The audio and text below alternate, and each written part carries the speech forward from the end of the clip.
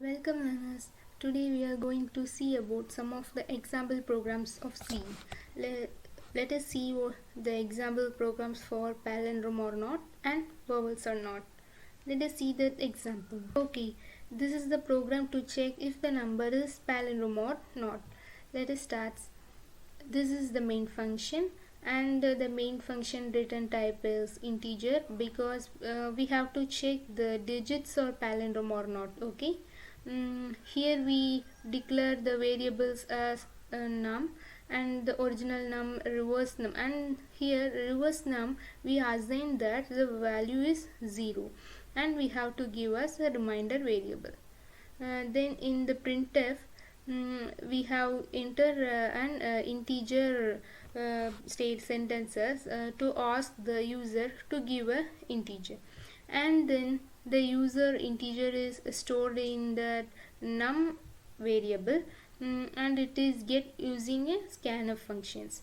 It is an integer, right? So we use this %d format specifiers, and here the user entered num value is replaced to a variable original num. Okay, the user entered num data is given to the original num variable, and check and there is a loop inside that there is a conditions if num not equal to 0.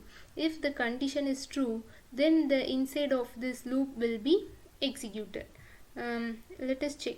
If the user number is not equal to 0, then it have to perform the following operations. Here in the reminder variable we have given num modulus of 10, that is our user entered number is divided by 10 and there is a reminder, right? It have been stored in that variable. And the next step is there is a variable like a reverse number. Here what has been done means see that the first line reverse number equal to 0, so the reverse number is replaced by 0, so 0 into 10 plus the reminder value. This is the first first functions that has been performed.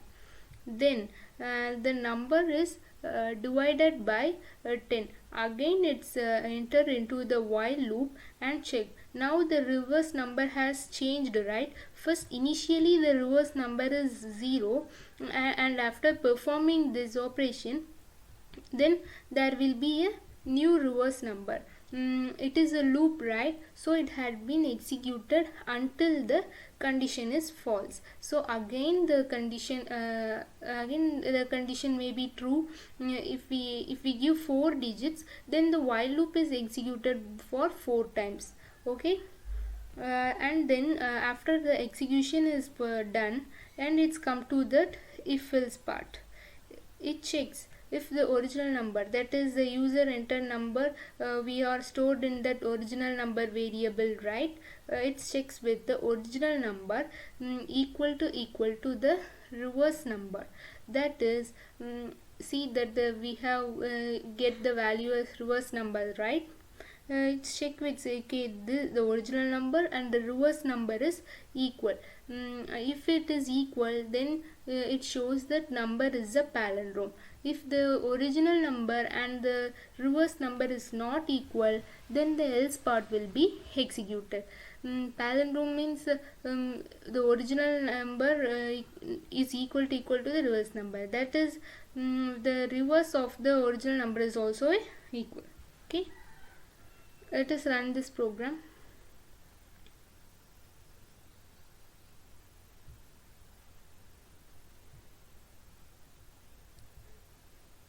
It asks for me to enter an integer. If I give 1, then this shows it is a palindrome because the reverse number of 1, 2 to 1 is also the same, right? So it shows me that it is a palindrome. Let's check with another input.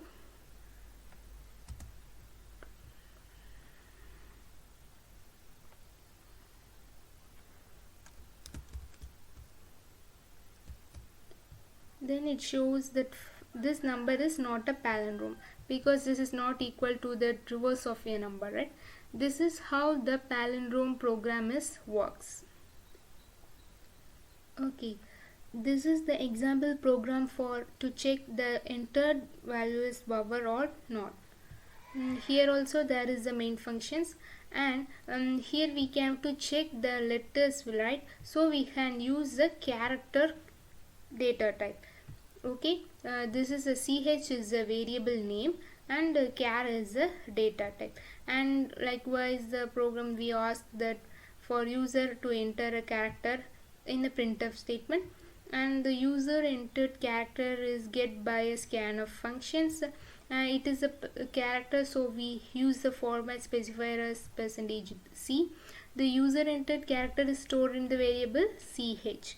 Okay, and then it's check in the if a that means if ch equal to a, that is the user entered character is equal to a, then the printf statement will execute it like that character is a vowel. Otherwise the else part is executed. Actually it's checked with all these conditions. This what is this symbol means? This is means or. We have to check with the small letter and also with capital letter, right? So we have used this or.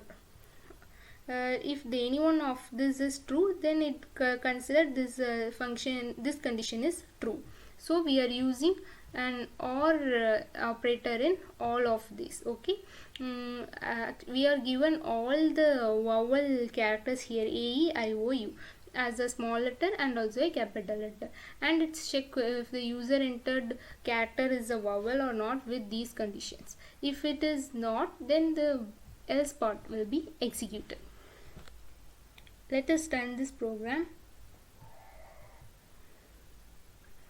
It's asked for me to enter a character. If I give h, then it shows h is not a vowel because in here there is no h, right? So it shows it executes the else part that this character is not a vowel. Let us run one more time. If I enter a, then it shows a is a vowel. Okay, then let's check with its a capital letter. If I enter capital E,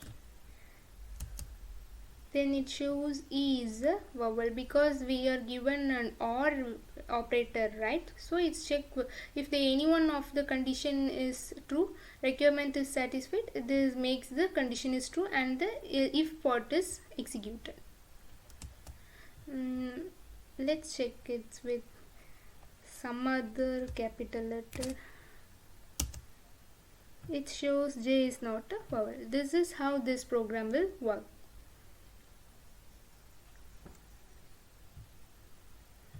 Let us see the overview of all of our intermediate classes in C programming. First we will learn about the function definitions, and here we learn about the syntax of the functions, how it works. We have given a return type and we also given a function name, and we also pass the parameters. Then we have briefly see the details of these components, that is returning function names and the body of the function statements. Then we see a small example how the function code will look like, and we also see then another example that show that how the function call works by calling the function and give as the inputs the arguments as a parameter. Then we have seen the return statements in our functions, the basic syntax of the return statements, and we have briefly see the return, what is mean by the return. It's a keyword to return the data, and the expression is the value, that's the output of the code that executed. And we can see the simple example program how the return function is working. and we had see how the function calls are working. There are basically two types of function calls. We can call the functions by its value and by the reference. Function call by value means we can call the actual data as an we can pass the actual data as an argument to the function, and call by reference mean we can give we can access the memory address location of the data by using a pointer function. And we have see the switch case example program. Then we have see about the variable scope, how the variables are declared in our functions. There are two types of variables, the local variable and the global variable. Local variable is defined inside the functions. It cannot be accessed by the another functions, and global variable can be accessed by all functions in a program. Then last we have see how the recursion works. A function that called by itself is called as a recursion function. A recursion function's basic structure, and we have see the example program. In recursive functions there are two structures like the base and the recursive code. In base code the function is not calling by itself, that is it's terminated, and in the recursive side the functions call itself for performance operations. Thank you. Congratulations! You have finished the intermediate part of the course. It's time to take the final quiz and obtain your completion certificate. Follow the link to the quiz and finish it within the time limit and move on to the advanced courses. Happy learning!